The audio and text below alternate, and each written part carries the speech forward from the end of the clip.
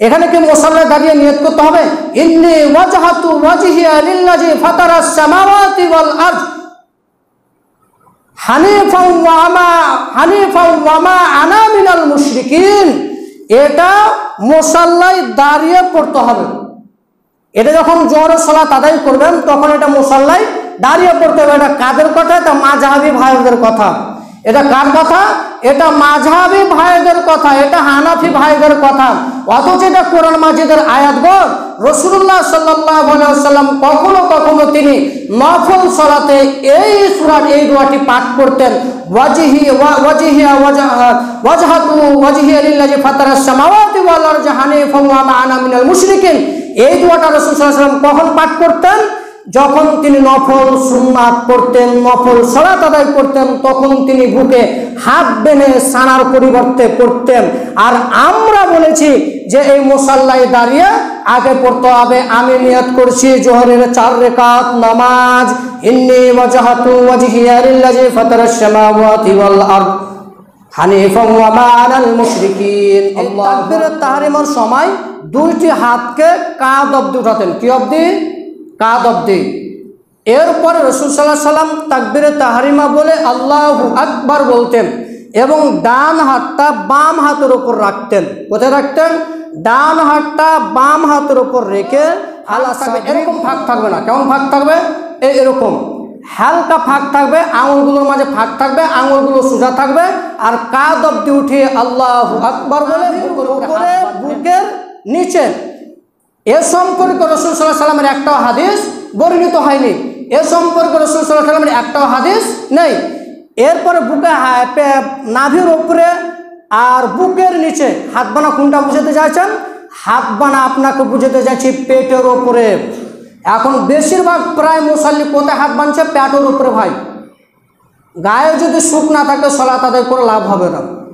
নাভির নিচেও নয়, বুকের উপরে নয়। আরে ভাই, যদি জয়ীফ হাদিসের উপরে আমল করতে চান, যদি জয়ীফ হাদিসের উপরে আমল করতে চান, তাহলে নাভির নিচে বানতে হবে। এটা জয়ীফ হাদিস। আর যদি সহিহ হাদিসের উপর আলোচনা করতে চান তাহলে বুকের উপরে। তো আপনি কোন দিকে আলোচনা নিয়ে যাচ্ছেন? পেটের উপরে কেন হাত বাঁধছেন? আপনি দেখবেন মুসাল্লিকে, আপনি সুন্নাত আদায় করে সালাত আদায় করার পরে দেখবেন প্রায় মুসাল্লি পেটের উপরে হাত বেঁধে আছে।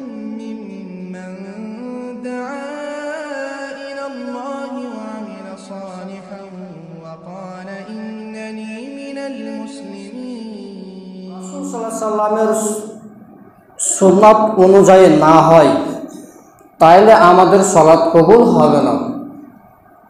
আজকের বিষয়টা পুরোটাই থাকবে সালাতে কিভাবে দাঁড়াবেন, কিভাবে হাত বাঁধবেন, কিভাবে রফুল দাইন করবেন, কিভাবে সাজদা করবেন, কিভাবে দাঁড়াবেন, কিভাবে পায়ের সাথে পা মিলাবেন, দাঁড়িয়ে কি করবেন, কত দূর অবধি হাত উঠাবেন, পুরোটাই বিষয় থাকবে আজকে ইনশাআল্লাহুল আজিজ। আল্লাহ সুবহানাহু ওয়া তাআলা বলেন, ইয়া আইয়ুহাল্লাযীনা আমানু রুকউ ওয়াসজুদু, হে ঈমানদারগণ তোমরা সালাত আদায় করো। আল্লাহ সুবহানাহু ওয়া তাআলা বলছেন, ইয়া আইয়ুহাল্লাযীনা আমানু রুকউ, হে ঈমানদারগণ তোমরা রুকু করো, ওয়াসজুদু ও সাজদা করো, ওয়াবুদু রাব্বাকুম এবং তোমাদের প্রতিপালকের ইবাদত করো, ওয়াফআলুল খায়রাম এবং ভালো কাজ সমূহ করো। যে কাজটা ভালো সেই কাজটা করো, যেটা মন্দ সে কাজ তোমরা করো না। লাআল্লাকুম তুফলিহুন, তাহলে তোমরা হবে সফল ব্যক্তি, তাহলে তোমরা হবে কামিয়াব ব্যক্তি, তাহলে তোমরা হবে সবথেকে উত্তম ব্যক্তি। সূরা হাদ ৭৭ নম্বর আয়াত। আল্লাহ সুবহানাহু ওয়া তাআলা বলেন, ফাকিমুস সালাতা ওয়া আতুজ যাকাত, পৃথিবীর মানুষ তোমরা সালাত আদায় করো, যাকাত প্রদান করো, ওয়া তাসিমু বিল্লাহ এবং আল্লাহ সুবহানাহু ওয়া তাআলার বিধানকে শক্তভাবে আঁকড়ে ধরো, হুয়া মাওলাকুম, তিনি তোমাদের অভিভাবক, ফানিমাল মাওলা, তিনি উত্তম অভিভাবক, ফানিমান নাসির, তিনি কতই না উত্তম সাহায্যকারী। অত্র আয়াতে আল্লাহ সুবহানাহু ওয়া তাআলা 6টি কথা বলছেন। নাম্বার 1, পৃথিবীর মানুষ সালাত আদায় করুন। 2, যাকাত প্রদান করুন। 3, ওয়াতাসিমু বিল্লাহ, আল্লাহ সুবহানাহু ওয়া তাআলার বিধানকে শক্ত করে মজবুত করে ধরে রাখুন। 4, হুয়া মাওলা ওয়া ফানিমাল মাওলা, তিনি উত্তম সাহায্যকারী, তিনি তোমাদের অভিভাবক। আর 5 নম্বরে বলছেন যে তিনি তোমাদের উত্তম কি অভিভাবক। ওয়া নি'মান নাসির, 6 নম্বরে বলছেন তিনি সাহায্যকারী। আপনি বিপদে পড়ে আল্লাহ সুবহানাহু ওয়া তাআলা কোনদিন বলেছেন যে আল্লাহ আজকে আমি বিপদে পড়েছি, আজকে আমি অসুখে পড়েছি, আমার অসুখকে ভালো করে? কোনোদিন আপনি বলেননি। ওয়া নি'মান নাসির, তিনি তো সাহায্যকারী, তিনি তো মানুষকে সহযোগিতা করে। ভাই, আপনি কোনোদিন বললেন না যে আল্লাহ আমার আজকে পেটের অসুখ হয়েছে, তো আল্লাহ তুমি এটা আমাকে সুস্থ করে দাও। আপনার জুতার ফিতাটা ছিঁড়ে গেছে, তো আল্লাহকে কোনোদিন বললেন না যে আল্লাহ আমার যে জুতার ফিতাটা ছিঁড়ে গেল, তো এর ব্যবস্থা তুমি করে দাও। মানে আল্লাহ রসুল নিচে নামতে নামতে নামতে এত নিচে গিয়েছেন, শেষ শব্দে রাসূল সাল্লাল্লাহু আলাইহি ওয়াসাল্লাম এই বাক্যটা বলেছেন যে পৃথিবীর মানুষ তোমাদের যদি জুতার ফিতাটা ছিঁড়ে যায়, তারপরে আল্লাহ তাআলাকে বলো যে আল্লাহ এর ব্যবস্থা তুমি করে দাও। আমরা বড় থেকে ছোট অবধি কোনোদিন আল্লাহ সুবহানাহু ওয়া তাআলাকে বললাম না, ডক্টরের পিছনে ছুটলাম। আরে ভাই, আগে আল্লাহকে বলো, আল্লাহ আপনার জন্য সাহায্যকারী, আল্লাহ আপনাকে সহযোগিতা করবে, সাহায্য করবে, শিফা দান করবে, ভালো করবে, আরোগ্য দানকারী তো আল্লাহ। আপনি কোনোদিন আল্লাহকে বললেন না, আল্লাহর কাছে চাইলেন না। সূরা হজ ৭৮ নম্বর আয়াত। এরপরে আল্লাহ সুবহানাহু ওয়া তাআলা বলেন, ইন্নাস সালাতা তানহা আনিল ফাহশাই ওয়াল মুনকার, নিশ্চয় সালাত মানুষকে অশ্লীল অসৎ কাজ থেকে বিরত রাখে। যাবতীয় কাজ থেকে বিরত রাখে একমাত্র সালাত। তো মাওলানা সাহেব, আপনি বলছেন যে যাবতীয় কাজ থেকে সালাত বিরত রাখে, ঠিক আছে। তো এখন যে মুসাল্লি সালাত আদায় করছে, সিঁড়ির ঘরে সিনেমা দেখছেন, তো আমি বেনামাজি, আমি সালাত আদায় করি না, আর আপনি সালাত আদায় করেন, তো আপনিও টিভি দেখছেন, আপনিও সিনেমা দেখছেন, আমিও দেখছি, তো আপনার মধ্যে আর আমার মধ্যে পার্থক্য কি হলো ভাই? একজন নামাজের কাছ থেকে বেনামাজি কিভাবে আদর্শ শিক্ষা গ্রহণ করবেন, কিভাবে তার কাছ থেকে আদর্শ নেবেন? যে লোকটি সালাত আদায় করে, রাসূলের নিয়ম নীতিকে মেনে চলে, আল্লাহ সুবহানাহু ওয়া তাআলার বিধানকে মেনে চলে, কিভাবে একজন বেনামাজি আপনার কাছ থেকে শিক্ষা গ্রহণ করবে? ও বলছে ও সালাত আদায় করে, আমি সালাত আদায় করি না। ও সালাত আদায় করে টিভি দেখে, আমিও সালাত আদায় করে টিভি দেখি। ও সালাত আদায় করে ক্যারাম বোর্ড খেলে, আমিও ক্যারাম বোর্ড খেলি বেনামাজি হয়ে। ও বেনামাজি হয়ে তাস খেলে, আমিও বেনামাজি হয়ে তাস খেলি। তো আপনার সাথে বেনামাজিরা তো সম্পর্ক কেন? আপনার চরিত্র, আপনার আখলাকটা একজন রাসূলের সাহাবায়ে কেরামদের মতন হওয়া দরকার ছিল। আর এর কারণে তো সাধারণ মানুষ আপনাকে বলেছে যে নামাজিরা সব থেকে বদমাশ। সব থেকে বদমাশ হচ্ছে যারা সালাত আদায় করছে ওরাই। আর বাস্তবিক তো বলবে, কথাও সত্য, ও তো দিন রাত দেখছে যে সালাত আদায় করছে, আর ইমাম সাহেবের বাইরে যে বদনাম করছে। অবাক ব্যাপার, অবাক দুনিয়া। ইমাম সাহেবের পিছনে সালাত আদায় করলো, তারই সাথে থাকলো, তারই সাথে গল্প করলো, তারই সাথে উঠলো বসলো, আর সালাত আদায় করে যে বাইরে মানুষের কি বাদ করছে, পরনিন্দা করছে, পরচর্চা করছে। তো আপনি বলেন তো, যারা সালাত আদায় করে না তারা ইমাম সাহেবের বদনাম করে না, তারা মসজিদের বদনাম করে না, তারা কারো বদনাম করে না, ওরা জুয়া খেলে, বদমাশি করে, সিনেমা দেখে, সিডি দেখে। তো আপনি কেন বদমাশি করতে গেলেন ভাই? আপনার আখলাক, আপনার চরিত্র তো রাসূলের মতন হওয়া দরকার ছিল। নিজেকে পরিবর্তন হন। তাহলে কি আল্লাহ সুবহানাহু ওয়া তাআলা এই একটা ওয়াহি তো ফালতু বলে দিলেন? ইন্নাস সালাতা তানহা আনিল ফাহশাই ওয়াল মুনকার, এই একটা ওয়াহি তো ফালতু বলে দিলেন? জি না, এর পিছনে একটা রহস্য আছে, আমরা পেশ করব। যে সালাত মানুষকে অশ্লীল ওয়াসত কাজ থেকে বিরত রাখে, এটা আমরা পেশ করব। আর সালাতিরা সব থেকে খারাপ বেশি না বেনামাজি বেশি খারাপ, এটাও আমরা আগে পেশ করব ইনশাআল্লাহ। সূরা আনকাবুত 45 নম্বর আয়াত। আল্লাহ সুবহানাহু ওয়া তাআলা এরপরে বলেন, কদ আফলাহাল মুমিনুন, সেসব মুমিন সফল হলো, আল্লাযীনা হুম ফি সলাতিহিম খাশিউন, যারা ভয় ভীতি নিয়ে সালাত আদায় করল। এখানে একটা কথা আপনাকে আমি বলে রাখি যে ইন্না সলাতা তানহা আনিল ফাহশাই ওয়াল মুনকার, সালাত অশ্লীল অসৎ খারাপ কাজ থেকে বিরত রাখে। যাবতীয় খারাপ কাজ সালাত আদায় করে ব্যক্তি মানুষের বদনাম করতে পারে না, সালাত আদায় করে ইমাম সাহেবের মুয়াজ্জিম সাহেবের বদনাম করতে পারে না, সালাত আদায় করে সিঁড়ির ঘরে সিনেমা দেখে আড্ডা সময় নষ্ট করতে পারে না, সালাত আদায় করে তাস খেলতে পারে না, সালাত আদায় করে জুয়া খেলতে পারে না। কখন? কদ আফলাহাল মুমিনুন, যখন সে ব্যক্তি প্রকৃত মুমিন হলো। আল্লাযীনা হুম ফি সলাতিহিম খাশিউন, এবং অন্তরে ভয় ভীতি নিয়ে সালাত আদায় করলো। তখন দেখবেন যে খারাপ কাজ থেকে বিরত রাখবেন।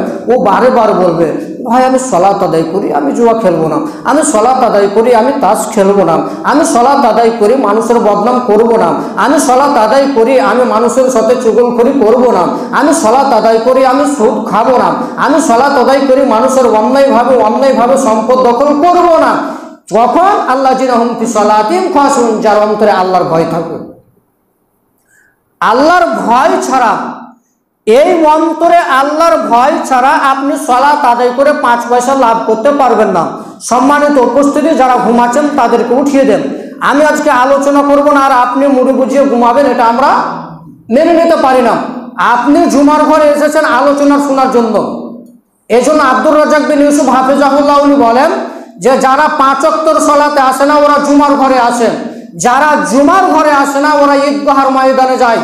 ঈদগাহর ময়দানে এমনভাবে বক্তব্য রাখতে হবে, ঈদগাহর ময়দানে এমনভাবে বক্তব্য রাখতে হবে যাতে তাদের কলিজা ছিঁড়ে চলে যায়, এভাবে বক্তব্য রাখবেন।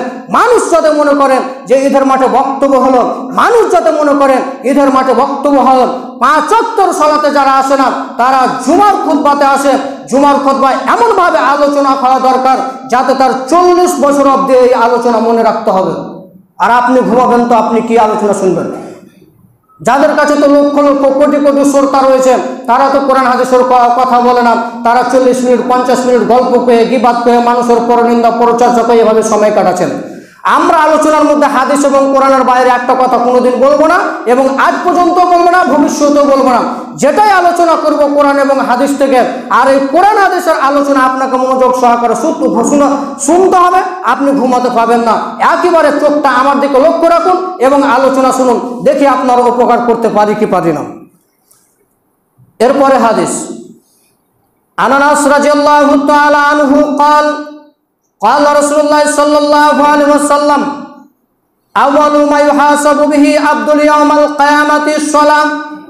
আনাস রাদিয়াল্লাহু তাআলা আনহু বলেন, রাসূলুল্লাহ সাল্লাল্লাহু আলাইহি ওয়াসাল্লাম বলেছেন, আউয়ালু মা ইউহাসাবু বিহিল আবদু ইয়াউমাল কিয়ামাতিস সালাম, কিয়ামতের দিন মানুষকে সর্বপ্রথম সালাতের হিসাব নেওয়া হবে, সর্বপ্রথম সালাত সম্পর্কে জিজ্ঞাসা করা হবে। পৃথিবীর মানুষ শুনে রেখো, আল্লাহ সুবহানাহু ওয়া তাআলা কাল কিয়ামতের মাঠে আপনাকে বলবে না তুমি সুদ খাচ্ছিলে কেন, মানুষের গীবাত করছিলে কেন, হজ পালন করনি কেন, যাকাত প্রদান করনি কেন, রমজানের শ্যাম পালন করনি কেন। এ বাক্য আল্লাহ সুবহানাহু ওয়া তাআলা জিজ্ঞাসা করবে না। আউয়ালু মা ইউহাসাবু বিহিল আবদু ইয়াউমাল কিয়ামাতিস সালাত, কিয়ামতের দিন সর্বপ্রথম মানুষকে সালাতের হিসাব দিতে হবে। ফাইন সালুহু সাইরু আমালি, যদি তার সালাত সঠিক হয়ে যায় সমস্ত আমল গ্রহণযোগ্য হবে। ওয়াইন ফাসাদা সাইরু আমালি, যদি তার সালাত গ্রহণ না হয় তাহলে সমস্ত আমল বাতিল হবে। দান করেন বাতিল হবে, ভালো কাজ করেন বাতিল হবে, শ্যাম পালন করেন বাতিল হবে। ওই যে যারা রমজান মাসে শ্যাম পালন করেছিল আজ পর্যন্ত সালাত আদায় করল না, তাদের রমজান বাতিল, তাদের রমজানের সব পাবে না, রমজানের সব পাবে না। ওরা রমজান থেকে বাতিল হয়েছে, ওরা রমজান থেকে বাতিল হয়েছে, ওরা নেকি থেকে বঞ্চিত হয়েছে, ওরা বেনামাজি, ওরা নামাজ থেকে বাতিল হয়েছে, ওরা রমজানের শ্যাম পালন করে 5 পয়সা লাভ করতে পারেনি, ভবিষ্যতে লাভ হবে না যারা 5 ওয়াক্তের সালাত আদায় করে না। ওয়াইন ফাসাদা সাইরু আমালি, যারা সালাত আদায় করলো, যাদের সালাত গ্রহণযোগ্য হলো না তাদের সমস্ত আমল বাতিল হলো। ইমাম সাহেব একটু দাঁড়ান, আমরা যে 10,000, 15 লাখ, 1 লাখ, 10 লাখ মসজিদে দান করছি, এটা কি হবে? এটা দান আল্লাহ সুবহানাহু ওয়া তাআলা এই দুনিয়াতেই দিয়ে দিবেন। হতে পারে আপনি টাকা পয়সা হয়ে যাবেন, হতে পারে আপনার ধন সম্পদ আরো বেশি হয়ে যাবে, হতে পারে আপনার জমি জায়গা আরো বেশি হয়ে যাবে, হতে পারে আপনি মানুষের কাছে সম্মানিত হয়ে যাবেন, হতে পারে মানুষ আপনাকে সম্মান করবেন। যা পাওয়ার এই দুনিয়াতে পাবেন, কিন্তু আখিরাতে আপনি নেকি পাবেন না। 10 টাকা দান করলেন, 10 টাকার বিনিময়ে আল্লাহ আপনাকে এই দুনিয়াতে ধনী বানিয়ে দিতে পারেন, আপনার জমি জায়গা বেশি করে দিতে পারেন, কিন্তু আখিরাতে আপনি কোনো নেকি পাবেন না, এখানে শেষ। আর যারা সালাত আদায় করে দান খায়রাত করে তারা ইহকালেও পাবে, পরকালে পাবে। ইহকালে ধনী হবে, পরকালে নেকি পাবে, এ কথাই সত্য। আনাবি হুরায়রা রাদিয়াল্লাহু তাআলা আনহু قال, আবু হুরায়রা রাদিয়াল্লাহু তাআলা আনহু বলেন, রাসূলুল্লাহ সাল্লাল্লাহু আলাইহি ওয়াসাল্লাম বলেছেন, সালাতের সব 3 ভাগে বিভক্ত। নাম্বার 1 কাত্তুহুরু সুলুসুন, পবিত্রতার জন্য। 2 ওয়ারুকুউ সুলুসুন, রুকুর জন্য। 3 ওয়াসজুদু সুলুসুন, সাজদার জন্য। মান আদ্দাহা বিহাক্কাহা, যে ব্যক্তি এগুলো পূর্ণভাবে আদায় করলো, যথাযথভাবে আদায় করলো, তার সালাত কবুল হলো। যে ব্যক্তি এগুলো পূর্ণভাবে আদায় করলো না, সঠিকভাবে আদায় করলো না, তার সালাত কবুল হলো না, সমস্ত আমল বাতিল। এই হাদিসে রাসূল সাল্লাল্লাহু আলাইহি ওয়াসাল্লাম 3টি কথা বলছেন। পবিত্র আত্মহুরু সুলুসুন, পৃথিবীর মানুষ তোমরা ওযু করো সুন্দরভাবে। 2 পৃথিবীর মানুষ তোমরা রুকু করো সুন্দরভাবে। পৃথিবীর মানুষ 3 তোমরা সাজদা করো সুন্দরভাবে। কেন? ওযু না হলে সালাত হবে না, রুকু না হলে সালাত হবে না, সাজদা না হলে সালাত হবে না। পৃথিবীর মানুষ শুনে রাখো, আল্লাহ সুবহানাহু ওয়া তাআলা বলছেন রুকু হচ্ছে ফরজ। রুকু কি? ফরজ।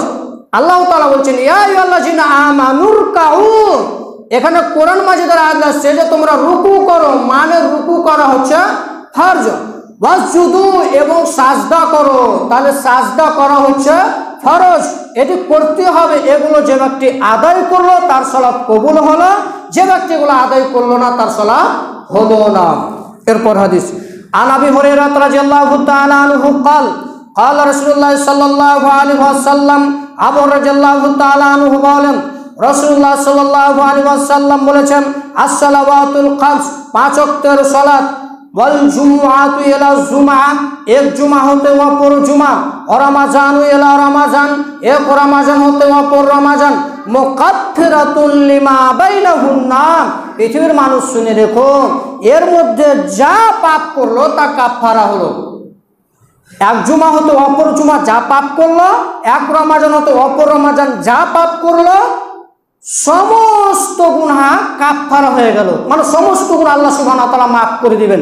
আজকে যা পাপ করেছেন আগামী জুমা হতে আল্লাহ তাআলা সমস্ত পাপকে ক্ষমা করে দিবেন। ইজাব তুনিবাতিল কাবাইর, শুধুমাত্র কাবিরা গুনাহ ব্যতীত। যেগুলো হাতে তাবিজ বেঁধেছেন, মাদুলি বেঁধেছেন, কবরে সাজদা করেছেন, পাথরে সাজদা করেছেন, পীরতলার কাজ গিয়ে সন্তান চেয়েছেন, এগুলো ব্যতীত যারা করবেন তারা ব্যতীত সমস্ত গুনাহ আল্লাহ সুবহানাহু ওয়া তাআলা ক্ষমা করে দিবেন। এরপরে হাদিস, আমরা একটু আগে বলছিলাম যে সলাতিরা খুব খারাপ।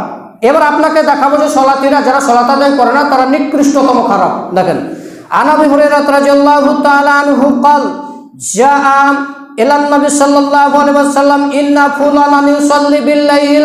আবু হুরায়রা রাদিয়াল্লাহু তাআলা আনহু বলেন, রাসূলুল্লাহ সাল্লাল্লাহু আলাইহি ওয়াসাল্লামের নিকট একজন ব্যক্তি এসে বলছেন, আল্লাহ রাসূল, ইন্না ফুলানান ইউসাল্লি বিল লাইল, অমুক ব্যক্তি আছে রাত্রে সালাত আদায় করে, ফাইজা আসবাহা সারাকা, আর সকাল হলে চুরি করে। অবাক ব্যাপার। আবু হুরায়রা রাদিয়াল্লাহু তাআলা আনহু বলছেন, একজন ব্যক্তি এসে বলছেন যে আল্লাহ রাসূল, ইন্না ফুলানান ইউসাল্লি, অমুক ব্যক্তি আছে রাত্রে সালাত আদায় করে, আর ফাইজা আসবাহা সারাকা, আর সকাল হলে চুরি করে। রাসূল বলছেন, ইন্নাহু সায়ানহাহু মা ইয়াকুল, শুনে রেখো, সালাত ওয়াচিরেই তাকে চুরি থেকে বিরত রাখবেন। সালাত ওয়াচিরেই তাকে চুরি থেকে বিরত রাখবেন। মানে সালাত যখন পরিপূর্ণভাবে আদায় করবে তখন সে ব্যক্তি চুরি ছেড়ে দিবেন। তার মানে চুরি করেও সালাত আদায় করতে হবে।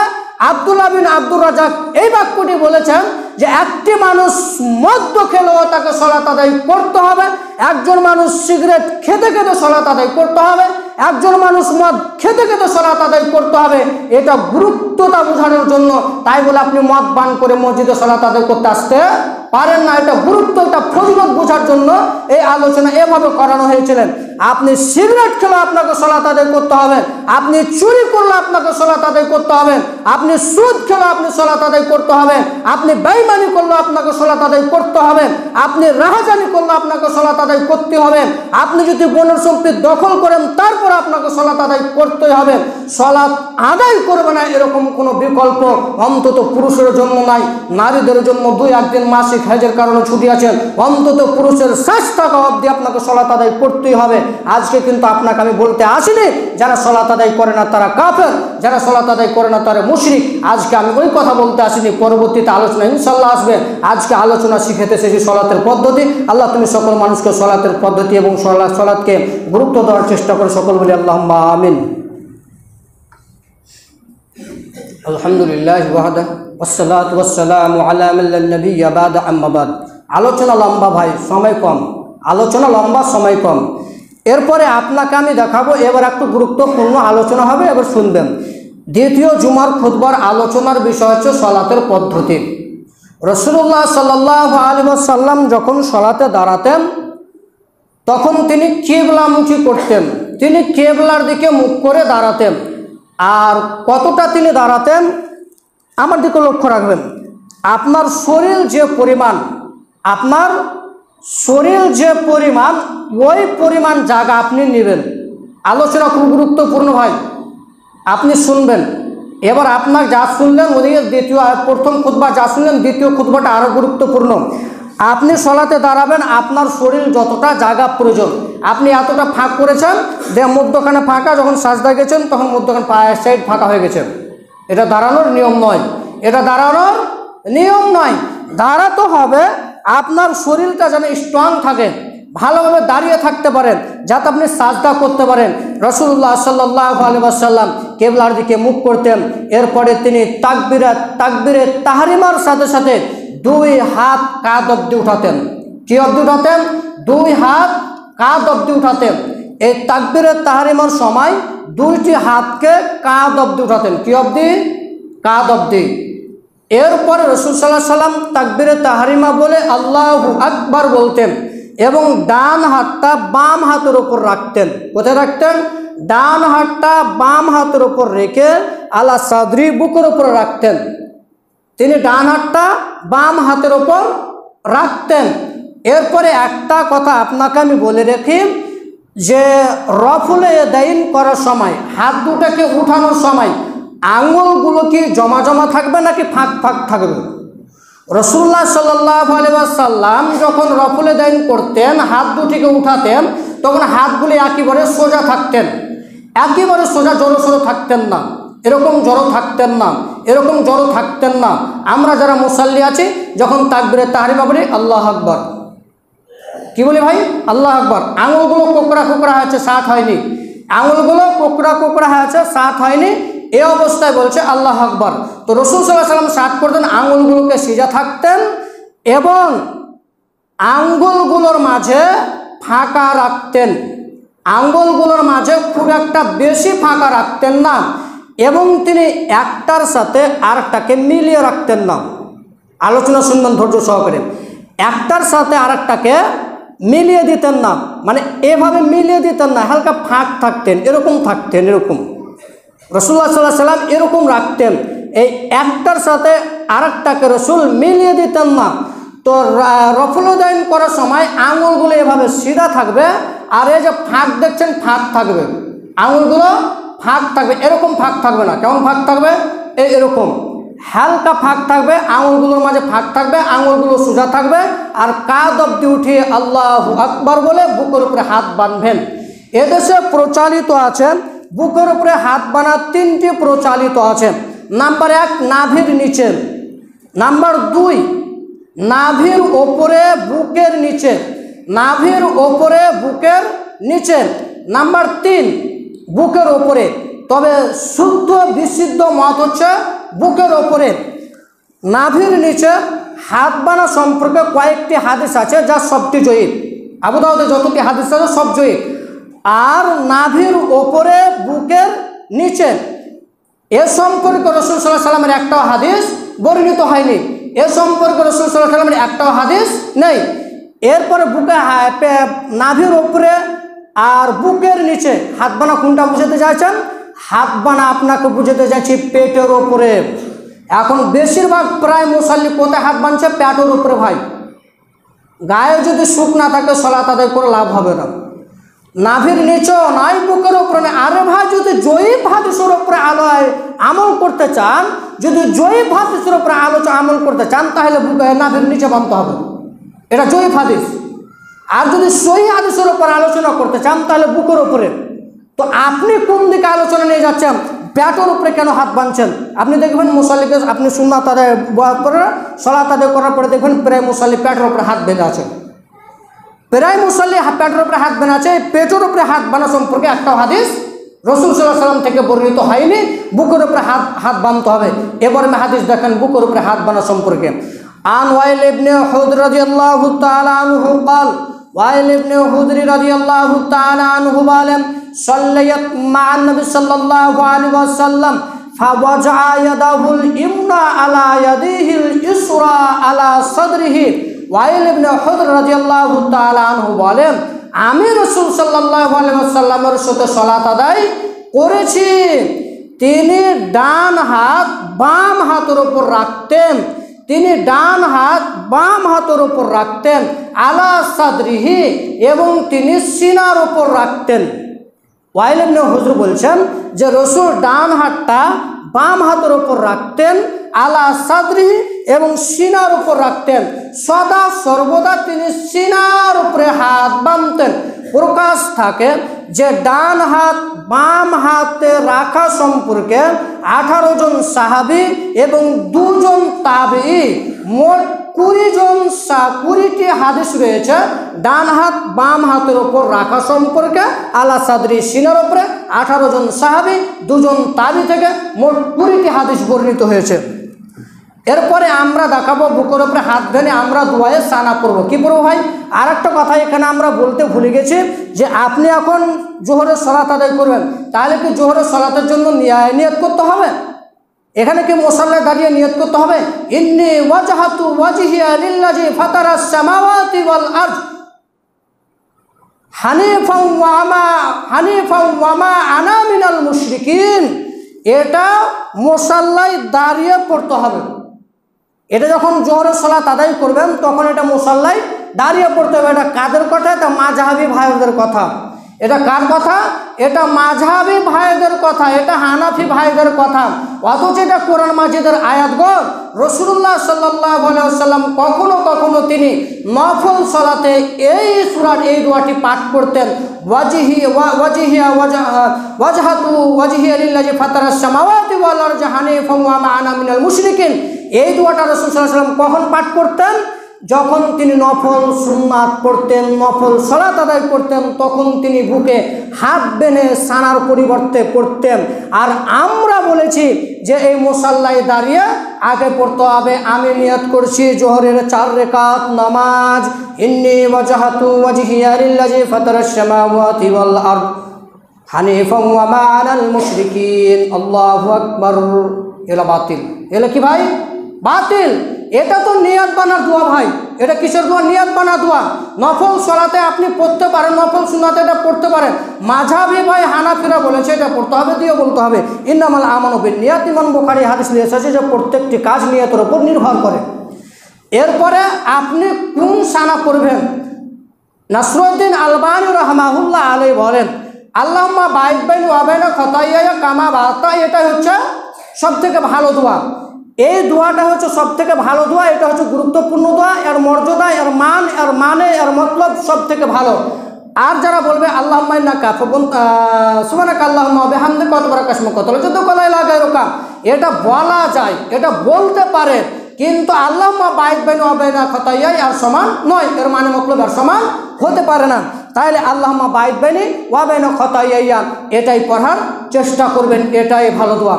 এরপরে আপনি বুকে হাত বাঁধলেন, নিয়াত বানা দোয়া করলেন। এবার কি বলবেন? আউযুবিল্লাহ বলবেন, তারপরে বিসমিল্লাহ বলবেন। তো বিসমিল্লাহির রহমানির রহিম পুরোটাই পড়বেন। এটা নীরবে পড়বে, এটা সরবে পড়বেন, আস্তে আস্তে পড়বে, চুপি চুপি পড়বেন। এটা চুপি চুপি পড়তে হবে। এরপরে আলহামদুলিল্লাহ পড়বেন, সূরা ফাতিহা, আলহামদুলিল্লাহি রাব্বিল আলামিনির রহমানির রহিম। এরপরে আপনাকে আমি একটা কথা, এখানে একটা কথা সবসময় স্মরণীয়, সবসময় মনে রাখবেন এবং প্রত্যেকটি মানুষ মনে রাখবেন। কেউ যদি সূরা ফাতিহার পরে অন্য একটা সূরা পড়তে চায়, মনে করেন এখন কুল আউযু বিরাব্বিন নাস পড়ব, তাহলে সূরা ফাতিহার পরে বিসমিল্লাহ পড়বেন।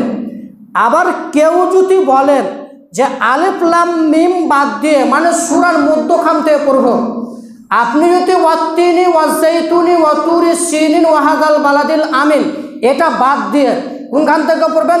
লাকাদ খলাকনাল ইনসানা ফি আহসানি তাকবীম, এখান থেকে যদি পড়েন তাহলে আর বিসমিল্লাহ পড়া লাগবে না। কি লাগবে না ভাই? আর বিসমিল্লাহ পড়া লাগবে না। যদি ওয়াত্তিনি ওয়াজাইতুনি এখান থেকে শুরু করেন তাহলে বিসমিল্লাহ পড়তে হবে।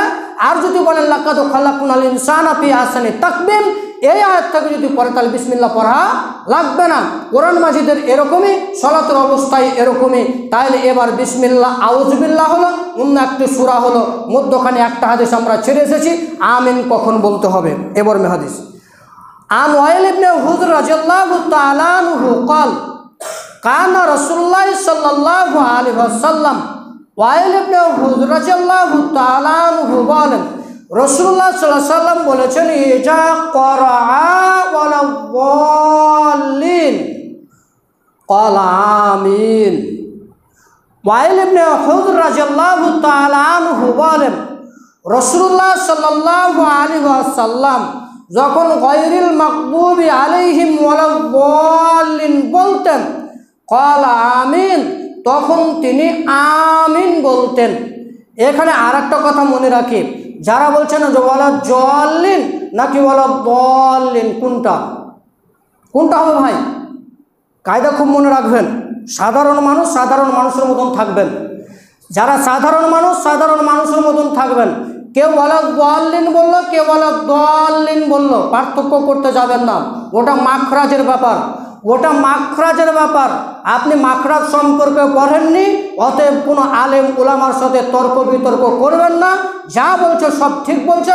কোরআন 7 ভাষাতে পড়া যায়, অতএব যেভাবে যে পড়তে পারে সেভাবে সে পড়বেন। কেউ বলা যাল্লিন বললো, কেউ বলা যাল্লিন বললো, কারো সাথে তর্ক বিতর্ক আপনি করতে পারেন না।